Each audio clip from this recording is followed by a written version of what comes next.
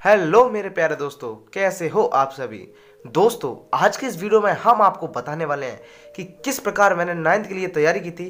क्या मेरा time table था कि जिससे मैंने वो टेस्ट पास कर दिया और प्रेजेंट टाइम में एक जवाहर नवोदय विद्यालय में पढ़ता हूं। तो दोस्तों, आज की इस वीडियो में हम आपको बताने वाले हैं कि मैंने किस प्रकार नवोदय विद्यालय क्लास 9th के लिए तैयारी की थी और मेरा क्या टाइम टेबल हुआ करता था।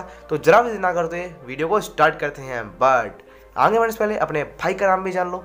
मेरा नाम है यशराज और आप देख रहे हो यशराज स्टडी मटेरियल। तो चलिए दोस्तों, वीडियो को स्टार्ट करते हैं।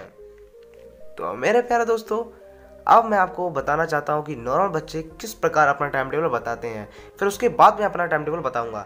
देखिए, ज़्यादातर बच्चे क्या करते हैं कि अपना टाइम टेबल कुछ इस प्रकार बनाते हैं कि सुबह 4 बजे उठना है, 4:30 बजे उठना है, उसके बाद 2 घंटे पढ़ना है, फिर सुबह फ्रेश व्रेश होकर तैयार रेडी वेडी होकर फिर उसके बाद मुझे 7 से 9 बजे तक पढ़ना है। 9 बजे पढ़ने के बाद फिर मुझे 12 से 4 बजे तक पढ़ना है। तो ज़्यादातर बच्चे इस प्रकार टाइम टेबल बनाते हैं और ये सबसे बेकार टाइम टेबल होता है, क्योंकि आप लगातार 2-3 घंटे नहीं पढ़ सकते। जितना आप 1 घंटे लगातार ऑब्जर्व करोगे उतना आप 2-3 घंटे लगातार पढ़ोगे तो उतना अच्छा नहीं पढ़ पाओगे। तो दोस्तों, मेरी आपसे यही प्रार्थना है कि आप लोग इस प्रकार का टाइम टेबल बनाने की कोशिश मत करें। अब दोस्तों, मैं बताता हूँ कि मैं अब किस प्रकार तैयारी करता था। तो मेरे प्यारे दोस्तों, मेरा कोई खास टाइम टेबल नहीं था। मैंने एक अरिहंत की किताब ली थी 2021 के लिए, आप 22 के लिए खरीद सकते हैं। तो उसमें जिस प्रकार चैप्टर दिए जाते हैं, तो मेरा ये टारगेट था कि मुझे इतने चैप्टर आज के दिन कंप्लीट करने हैं। मैंने सबसे ज़्यादा फोकस दिया है मैथ और साइंस पर। तो आपको भी मैथ और साइंस पर फोकस देना है, क्योंकि ये सबसे ज़्यादा इंपॉर्टेंट है, क्योंकि 35-35 नंबर के ये हमेशा आते हैं।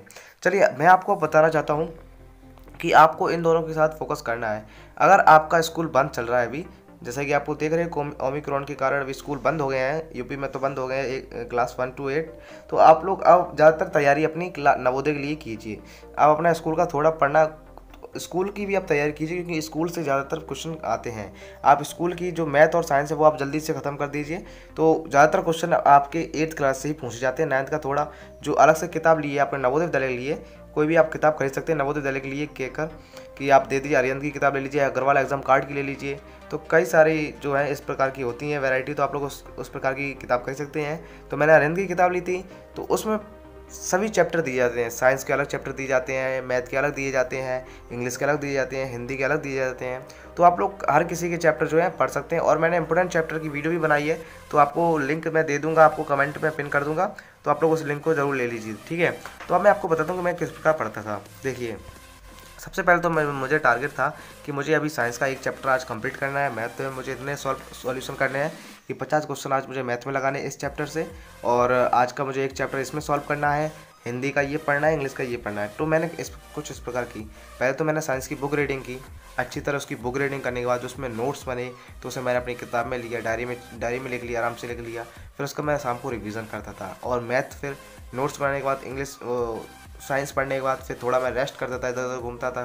फिर उसको घूमने के बाद मेरे टाइम पे जो है कोविड था, तो इसलिए जो है मेरी पढ़ाई तो नहीं हो रही थी क्लास 8th की, तो वो उसकी मैंने साइंस और मैथ ऑलरेडी पढ़ चुकी थी, ठीक है। तो वो पढ़ने के बाद मैंने नवोदय के पीछे मैं एकदम बुरी तरीके से पढ़ गया।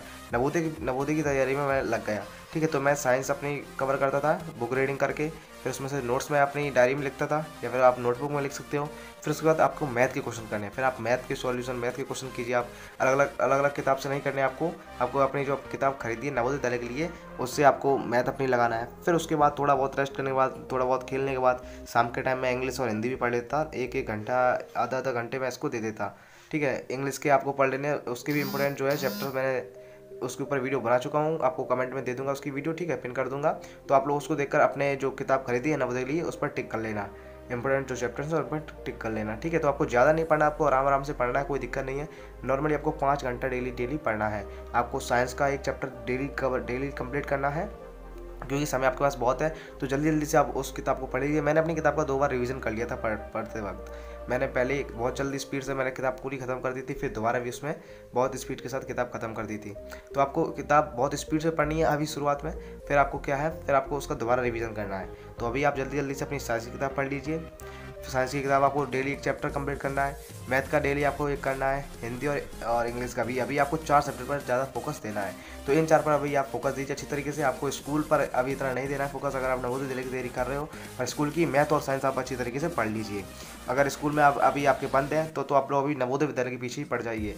नवोदय विद्यालय के पीछे की जोन सी किताब, जिस किताब आपने खरीदी है तो उसी के पीछे आप पढ़ जाइए, ठीक है।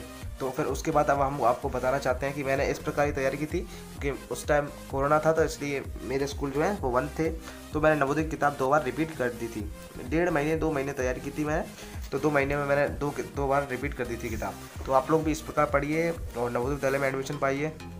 दोस्तों मेरी बस आपसे यही सलाह है कि आप लोग कुछ अच्छा टाइम टेबल बनाइए, अपने हिसाब से बना लीजिए। आपको डेली 5 घंटे पढ़ना है और आपको डेली टारगेट लेकर पढ़ना है कि मुझे आज ये कंप्लीट करना है, तो आप कंप्लीट करना ही है, ठीक है दोस्तों। तो आज की वीडियो में बस इतना ही, मिलते हैं अगली वीडियो में। तो इसी के साथ जय हिंद, जय भारत प्यारे दोस्तों।